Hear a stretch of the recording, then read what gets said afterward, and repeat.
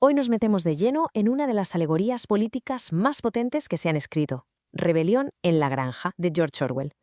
A simple vista, podría parecer un cuento de animales, ¿verdad? Pero en realidad es una disección brutal de cómo las revoluciones pueden acabar devorándose a sí mismas y cómo los ideales más nobles pueden retorcerse hasta convertirse justo en lo contrario. Y para que nos hagamos una idea de su poder, solo hay que pensar en una cosa. Este libro ha sido prohibido y temido por regímenes totalitarios de todo tipo durante décadas. Su mensaje es tan universal y tan peligroso para los tiranos que muchos han intentado silenciarlo. Esto ya nos dice algo muy importante. Lo que vamos a desgranar no es solo una fábula, es una advertencia que, por desgracia, no pasa de moda. Todo empieza en la Granja Manor. Un lugar, la verdad, bastante miserable, gobernado por el señor Jones, un granjero descuidado y borracho. Para los animales, la vida allí es un infierno, trabajar sin descanso, pasar hambre y sobre todo no tener ninguna esperanza de que las cosas puedan cambiar. Pero de repente, una noche, algo cambia. El viejo mayor, un cerdo sabio y respetado por todos, los reúne en el granero. Les cuenta que ha tenido una visión, un sueño sobre un mundo donde los animales son dueños de su vida, de su trabajo, libres para siempre de la tiranía de los humanos. Y de ese sueño, claro, nace toda una filosofía, el animalismo. La idea es muy potente y muy sencilla a la vez. El ser humano es el único animal que consume sin producir. Si se le quita de en medio, toda la riqueza que generan los animales será para ellos. Es un mensaje de unidad, de eliminación, que cala hondo en todo. Y para que esa esperanza tuviera, digamos, una banda sonora, el viejo mayor les enseña una canción que casi nadie recordaba: Bestias de Inglaterra. La canción habla de un futuro mejor, de campos fértiles que les pertenecerán. Se convierte en su himno, en algo que los une a todos, desde el caballo más fuerte a la gallina más pequeña, en una misma causa. Pues bien, la rebelión estalla mucho antes de lo que nadie se esperaba. Una noche, el señor Jones se emborracha y se olvida de darles de comer. El hambre es tan fuerte que los animales no aguantan más y revientan la puerta del almacén. Cuando Jones y sus hombres intentan controlarlos a latigazos, se desata la locura. Todos los animales a una se lanzan contra ellos y los echan de la granja para siempre. Por fin son libres. Lo primero es lo primero. La Granja Manor ahora se llama Granja Animal. Y los cerdos, que son los más listos, toman las riendas. Snowball y Napoleón pintan en la pared del granero los 7 mandamientos del animalismo. Esta es su nueva constitución, una ley sagrada que en teoría nadie podrá cambiar jamás. Y oye, durante un tiempo, que fue corto pero glorioso, parece que la utopía es real. La primera cosecha sin los humanos es un éxito increíble, la mejor que se recuerda.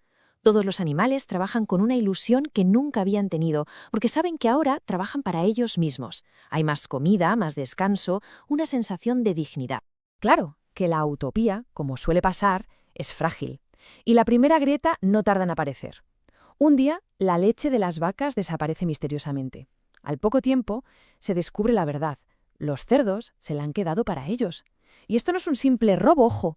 Es el primer paso para crear una élite, una clase privilegiada, en una sociedad que se había fundado sobre la igualdad. Y en el centro de todo, el liderazgo se divide en 2 personalidades totalmente opuestas. Por un lado, está Snowball. Es el idealista, el innovador, el que quiere modernizar la granja con un molino de viento para que todos tengan electricidad. Y por el otro, Napoleón, un cerdo mucho más calculador, silencioso, que no está interesado en debates, solo en acumular poder por detrás. Claro, ¿cómo justificas estos nuevos privilegios? Pues ahí entra en juego un personaje clave, Squealer, el maestro de la propaganda. Es un genio de la palabra y es capaz de darle la vuelta a todo.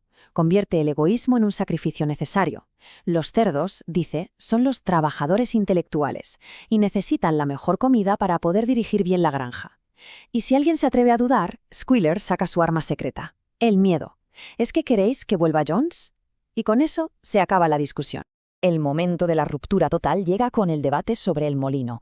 Snowball da un discurso brillante y parece que va a convencer a todo el mundo. Pero justo en ese instante, Napoleón lanza un chillido agudísimo. De repente, aparecen 9 perros enormes y feroces, los cachorros que había estado educando en secreto, y se lanzan a por Snowball. Él consigue escapar por los pelos, pero es expulsado de la granja para siempre. Es ni más ni menos que un golpe de estado. A partir de ese momento, Napoleón, ya con el poder absoluto en sus manos, empieza a desmontarlo todo. Se acabaron las asambleas, se acabaron los debates. Ahora, un comité de cerdos tomará todas las decisiones en secreto. Y para rematar, en una jugada de manipulación brutal, anuncian que el molino se va a construir de todas formas. Y la idea, Squealer se encarga de convencer a todos de que siempre fue de Napoleón y que Snowball era un traidor que se la había robado. La historia oficial empieza a reescribirse.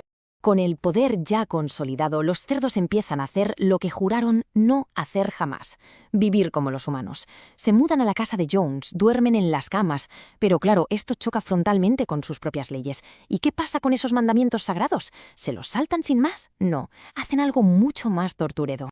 Lo que hacen es reescribir la ley, literalmente. Por la noche, a escondidas, añaden un par de palabritas que lo cambian todo.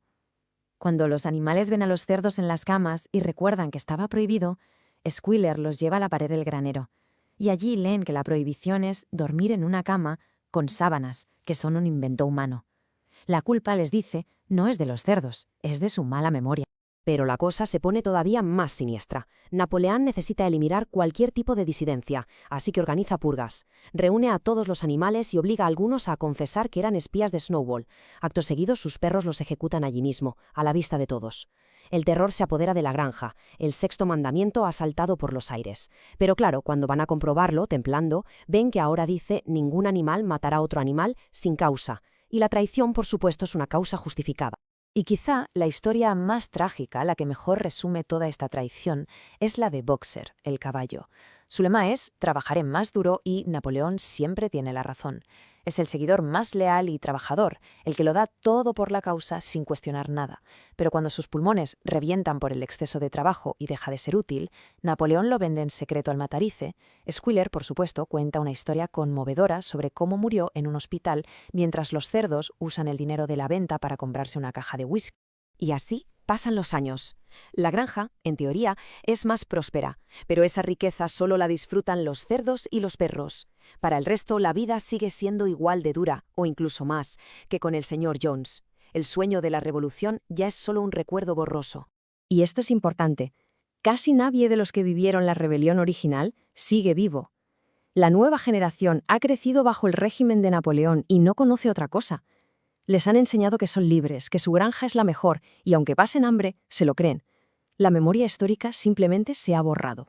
Hasta que una tarde, los animales son testigos de algo que rompe con todo, algo que era la base misma del animalismo, la primera regla: lo que camina sobre dos patas es un enemigo. Ven a Squealer, seguido del resto de cerdos, salir de la casa caminando, con dificultad, sobre sus dos patas traseras. Y justo detrás de él llega la imagen que lo confirma todo. La transformación final. Aparece el propio Napoleón, erguido, y en su pezuña lleva un látigo, el mismo símbolo de opresión que usaba el señor Jones. El círculo se ha cerrado por completo. El oprimido se ha convertido en una copia exacta del opresor. Los animales, aterrorizados, corren hacia el granero para ver qué ha pasado con la ley. Y allí, claro, los 7 mandamientos ya no están. En su lugar hay una única frase pintada que resume toda la perversión de la revolución, la justificación definitiva de la nueva tiranía. El libro termina con una de las escenas más desoladoras de la literatura. Los cerdos han invitado a los granjeros humanos a cenar. El resto de animales, hambrientos y agotados, espían por la ventana y ven a cerdos y hombres bebiendo, riendo, jugando a las cartas, celebrando sus negocios. Y mientras miran sus caras, se empiezan a mezclar. La del cerdo con la del hombre con la del cerdo, hasta que ya es imposible distinguirlos. La revolución que empezó para acabar con los tiranos, al final lo único que hizo fue crear unos nuevos, idénticos a los anteriores.